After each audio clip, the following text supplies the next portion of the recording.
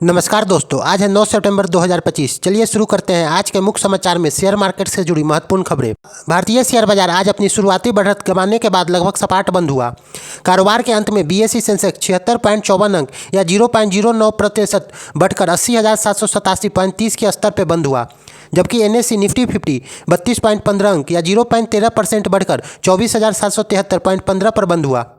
Geojit financial service के head Vinod Nair ने कहा कि शेयर बाजार शुरुआती बढ़त को कायम नहीं रख पाया। आखिर में हुई बिकवाली में साफ दिखाई देता है कि फिलहाल बाजार में buy on dip sell on rallies रणनीति चल रही है। ऑटो शेयर में जीएसटी कटौती के बाद डिमांड रिकवरी की उम्मीद पर तेजी रही। वहीं आईटी सेक्टर में ग्लोबल अनिश्चितताओं के चलते दबाव दिखा।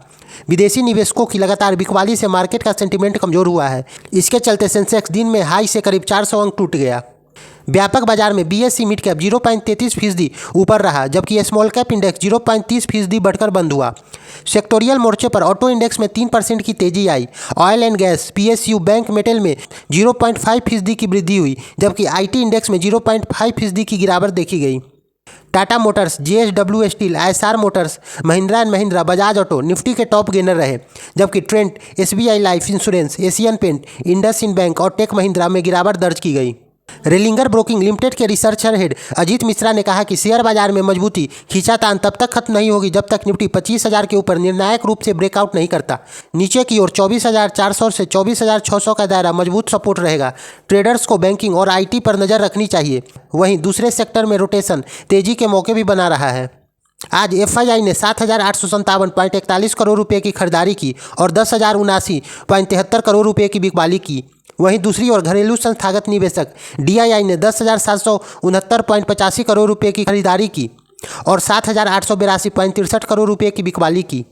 आज एशियाई शेयर बाजार में जापान की ब्लू चिप शेयरों का निक्केई 225 सूचकांक 1.45% बढ़कर 43,643.81 पर पहुंच गया, जो अपने ही रिकॉर्ड के करीब है।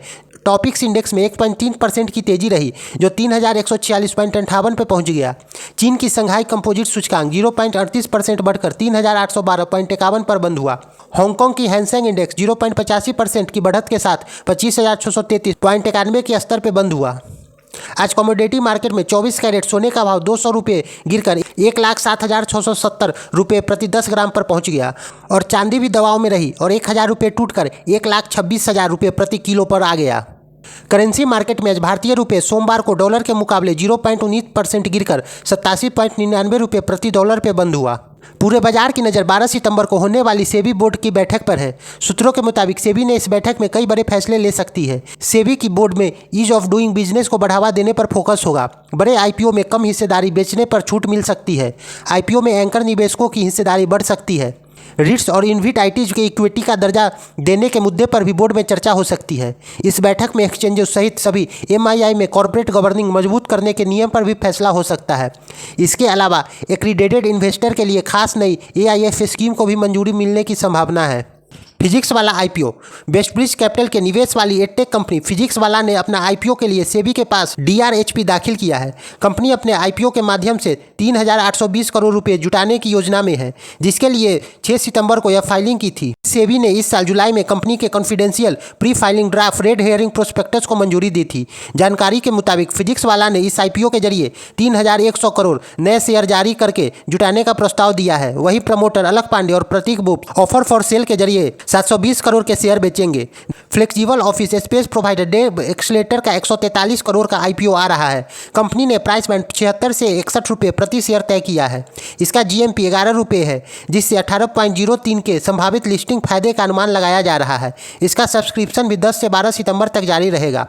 शेयरों का अलॉटमेंट 15 सितंबर को किया जाएगा।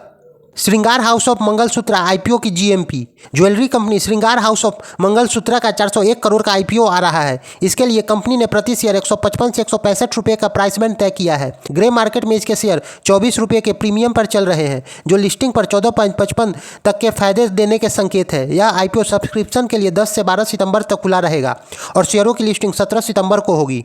कुछ ऐसी कंपनियां जो 9 सितंबर को डिविडेंड देने जा रही है। सेल 1 रुपये 60 पैसे का डिविडेंड देगी। हुडको 1 रुपये रुपये 5 पैसे का डिविडेंड देगी। RBL बैंक 1 रुपये का डिविडेंड देगी। BLS इंटरनेशनल 1 रुपये का डिविडेंड देगी। टेगा इंडस्ट्रीज 2 रुपये का डिविडेंड देगी। टीटागढ़ 1 रुपये का डिविडेंड देगी। HFCL 10 पैसे का डिविडेंड देगी। बिरला कॉर्प 10 रुपये का डिविडेंड देगी। अपोलो माइक्रो सिस्टम 25 पैसे का डिविडेंड देगी। GSFC 5 रुपये का डिविडेंड देगी। ISGEC हेवी इंजीनियरिंग 5 रुपये का डिविडेंड देगी। दिलीप बिल्डकॉन 1 रुपये का डिविडेंड देगी। इंडियन टूरिज्म डेवलपमेंट कॉर्पोरेशन 2 रुपये 90 पैसे का डिविडेंड देगी। जस इंजीनियरिंग 1 रुपये 20 पैसे का डिविडेंड देगी। KDDL 5 रुपये का डिविडेंड देगी। शिवालिक बिमेटा ताज 1 रुपये 50 पैसे का डिविडेंड देगी। GVK होटल्स 2 रुपये का डिविडेंड देगी। तो ये थे आज के शेयर मार्केट के बड़े अपडेट। अगर आपको यह जानकारी पसंद आई हो तो वीडियो को लाइक करें, शेयर करें और हमारे चैनल को सब्सक्राइब करें। कल मिलेंगे फिर मार्केट की ताज़ा खबरों के साथ।